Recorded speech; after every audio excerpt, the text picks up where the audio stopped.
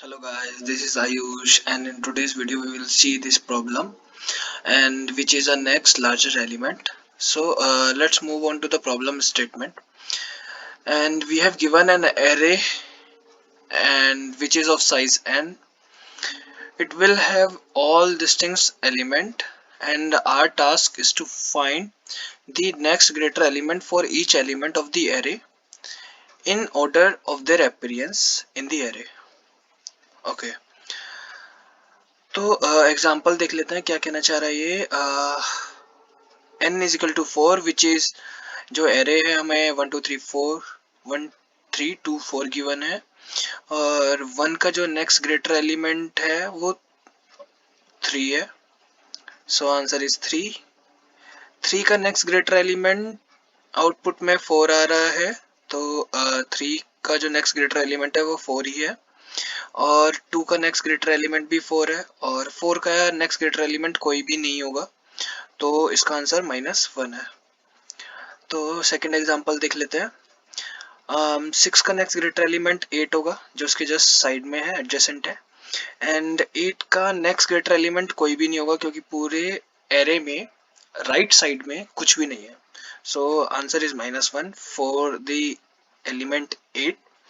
0 के लिए next greater element 1 है, सो आंसर इज 1, एंड 1 के लिए नेक्स्ट ग्रेटर एलिमेंट 3 है, सो आंसर इज 3, एंड 3 के लिए कोई भी नेक्स्ट ग्रेटर एलिमेंट नहीं है, सो आंसर इज -1।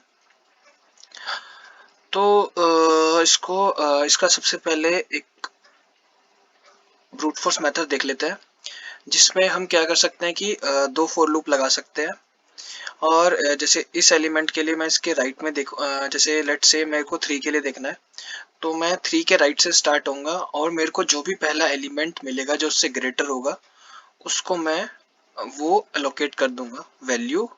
अगर कोई भी नहीं होगा तो आंसर इज -1।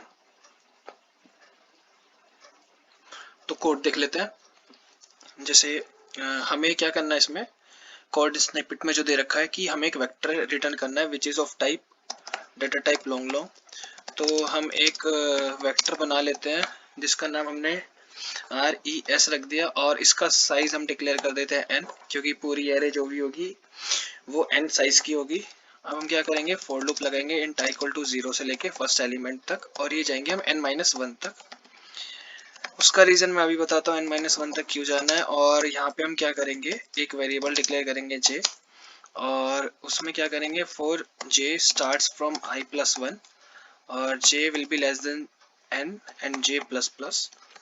करने के बाद हम क्या करेंगे, हम ये चेक करेंगे इफ जो एरे का एलिमेंट है वो किस इस jth इंडेक्स के एलिमेंट से छोटा है या नहीं है।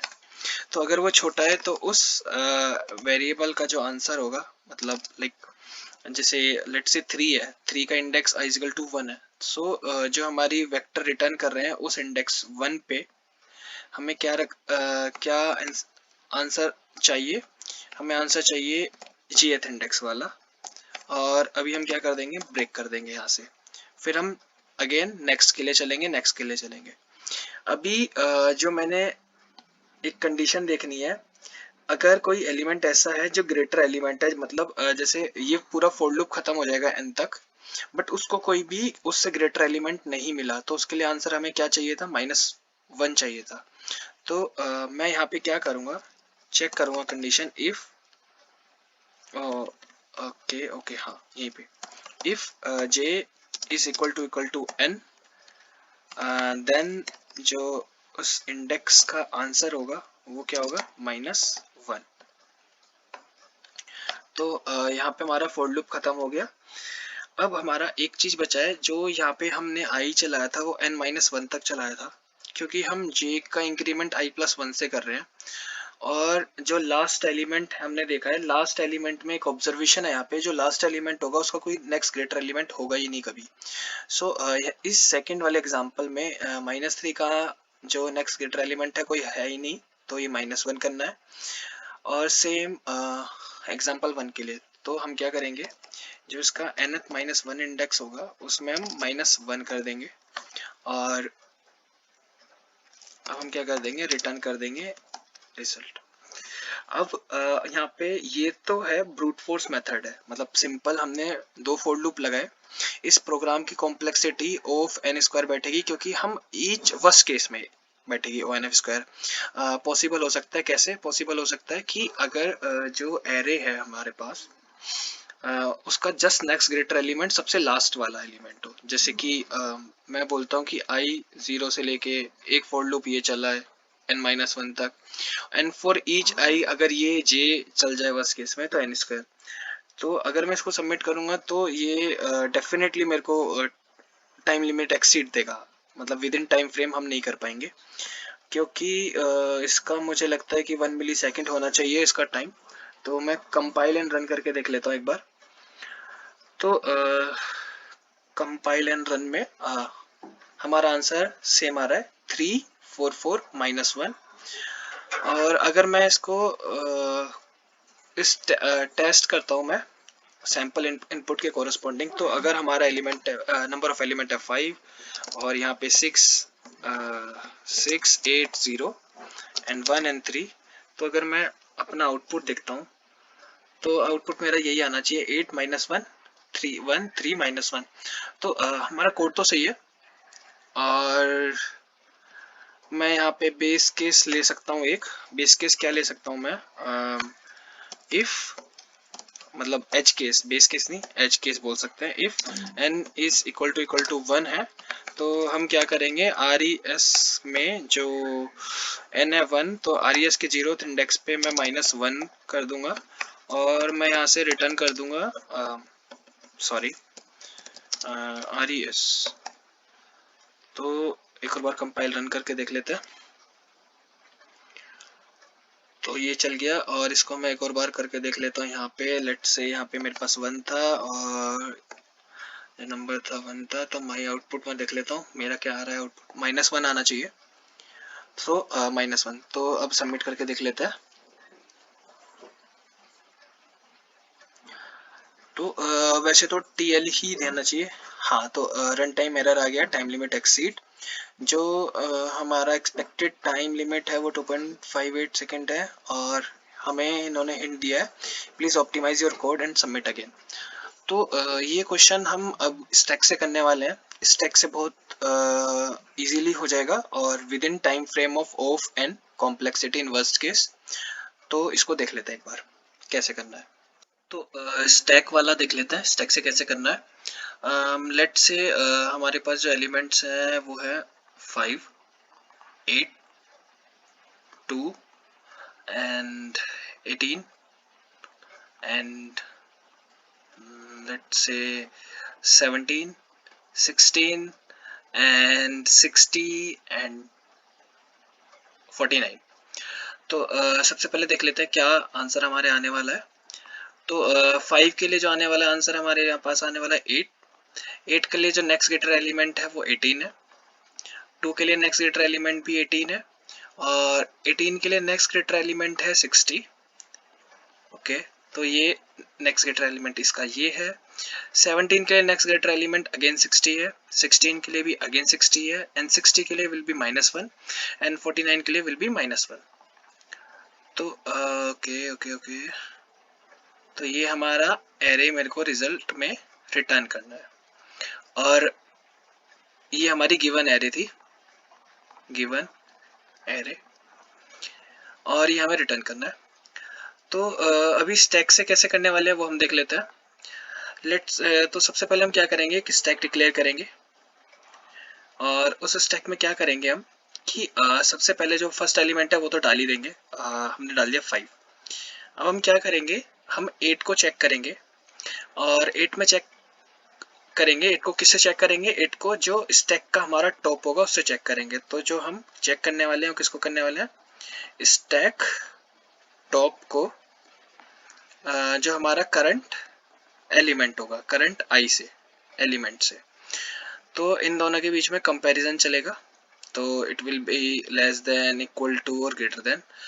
वैसे डिस्टिंक्ट एलिमेंट है तो ये वाला इक्वल वाला कभी होगा ही नहीं, तो ये दो केस बचेंगे, हमें वो चेक करना है। तो सबसे पहले हमने देखा जो स्टैक का टॉप है 5 वो, और जो 8 है हमारे पास, अब जो 8 बड़ा है, अगर 8 बड़ा आ जाता है मतलब हमने क्या करना है कि जो अगर टॉप ऑफ द स्टैक है वो अगर ग्रेटर आ जाता है करंट एलिमेंट से, तो हमें क्या करना है, उस पे जाके उसका आंसर 8 कर देना, जैसे हमने यहाँ पे कर दिया, और स्टैक में से इसको पॉप कराना है, और ये वजह जो 8 एलिमेंट है इसको अगेन पुश कराना है स्टैक में, तो हमने पुश करा दिया। तो अभी हमारे पे स्टैक ये खाली हो गई, और स्टैक में हमारे पास सिर्फ एक आंसर बचेगा, एक एलिमेंट बचेगा, आंसर नहीं, एक एलिमेंट बचेगा, वो होगा हमारे पास 8। अगेन अब हम क्या करेंगे, नेक्स्ट एलिमेंट देखेंगे, आई को इंक्रीमेंट करेंगे, आई हमारा 2 पे पहुंच गया। अगर वो लेस देन एलिमेंट है, लेस है मतलब टॉप से स्टैक का टॉप है 8, एलिमेंट है 2, वो जो 2 है वो स्मॉलर देन 8 है, तो हम उसको स्टैक में पुश कर देंगे। देन हम मूव कर जाएंगे, और मूव करने के बाद हम देखेंगे जो टॉप, अब जो नेक्स्ट एलिमेंट है, करंट एलिमेंट है, वो ग्रेटर देन 2 है, तो हम क्या करेंगे, अब जो 2 को है वो 18 दे देंगे और उसको पॉप करा देंगे। अगेन हमारी स्टैक एम्प्टी नहीं हुई है, फिर अगेन हम टॉप को चेक करेंगे और 8 है हमारे पे विच इज स्मॉलर, तो अगेन हम इसको 18 एलोकेट कर देंगे, तो हमारा ये भी पॉप हो जाएगा। अब हम क्या करेंगे, स्टैक हमारे पास खाली हो गई और हम क्या कर देंगे, 18 को पुश कर देंगे। तो अभी हमारे पास क्या सिचुएशन बच जाएगी, सिचुएशन ये बच जाएगी कि हमारे पे ये 18 स्टैक में पड़ा होगा। हम 5 8 2 के लिए आंसर निकाल चुके हैं। अब 18 के बाद हमारे पास 17 पे पहुंचे, 17 स्मॉलर है तो हमने पुश कर दिया, और फिर अगेन 16 स्मॉलर है, देन अगेन पुश कर दिया। अब हमारे पास आया 60, और 60 के लिए हम क्या करेंगे कि 60 को फिर चेक करेंगे, तो 16 के लिए भी 60, और 17 के लिए भी 60, और 18 के लिए भी 60, क्योंकि जो 60 है तीनों से बड़ा है, इन तीनों से बड़ा है, और इनका आंसर क्या आ जाएगा, 60 60 60। तो अभी फिर अगेन क्या करेंगे, हम इसको पुश कर देंगे।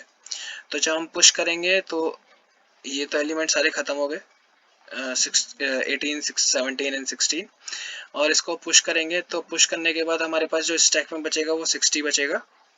और अब हम क्या करेंगे, नेक्स्ट एलिमेंट देखेंगे 49। अब जो 49 है वो स्मॉलर है, तो हम यहाँ पे आ जाएंगे।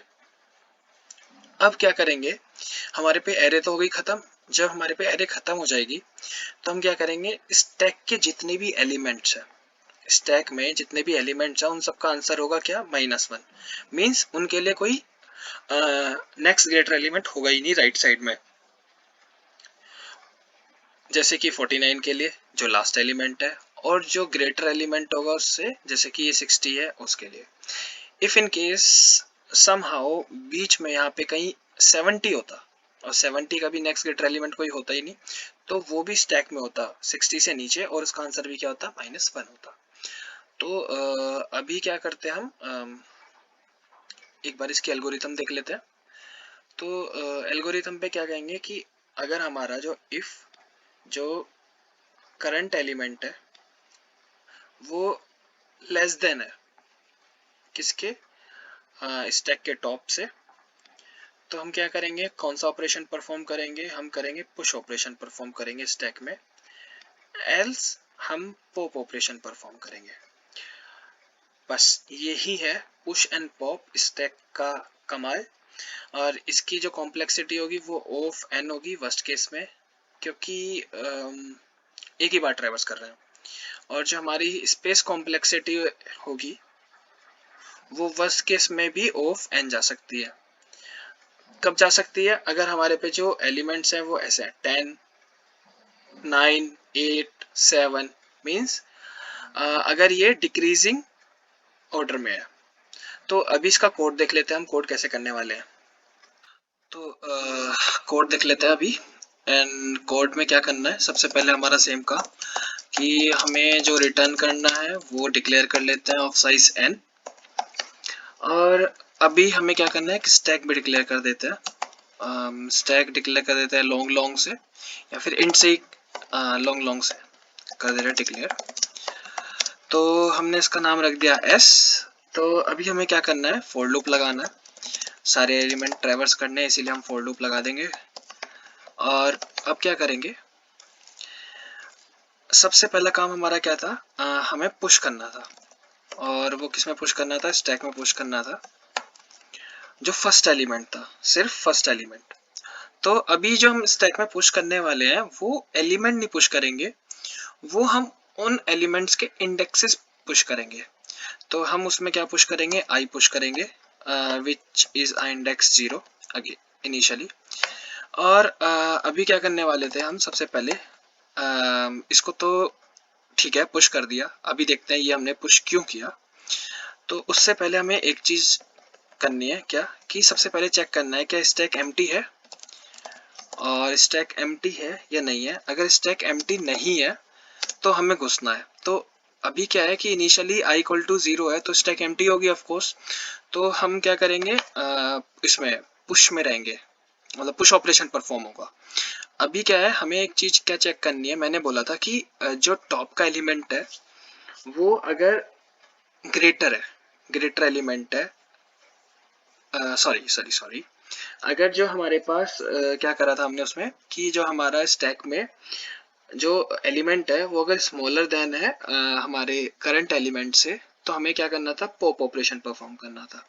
तो अभी हम क्या करेंगे, चेक करेंगे कि जो एरे में जो एलिमेंट है, मतलब जो करंट इंडेक्स है, अगर वो स्टैक में, और जो स्टैक में कैसे, एस डॉट टॉप, तो स्टैक का जो टॉप इंडेक्स है वो हमें ये बताएगा कि स्टैक में टॉप एलिमेंट कौन सा है। उस इंडेक्स से हम वो एलिमेंट उठाएंगे और कंपेयर करेंगे करंट एलिमेंट से। अगर ऐसा है तो हमें क्या करना था कि उस इंडेक्स पे जाके, और वो इंडेक्स क्या होगा, एस डॉट टॉप। उस टॉप पे एलिमेंट मेरे को क्या देना है, आंसर रखना है मेरे को, लेट से वो मेरे को आंसर क्या रखना था, ए आर आर ऑफ जे, जे नहीं आई, करंट एलिमेंट। तो ये हमने कर दिया। और अभी हमें क्या करना था, उस एलिमेंट को पॉप कर देना था। तो पॉप करने के बाद हमने चेक कर रहा कि स्टैक एम्प्टी हुई या नहीं हुई। अगर एम्प्टी नहीं हुई तो हमें दोबारा चेक करना है कि जो करंट एलिमेंट है क्या वो अभी भी ग्रेटर है स्टैक के टॉप एलिमेंट से।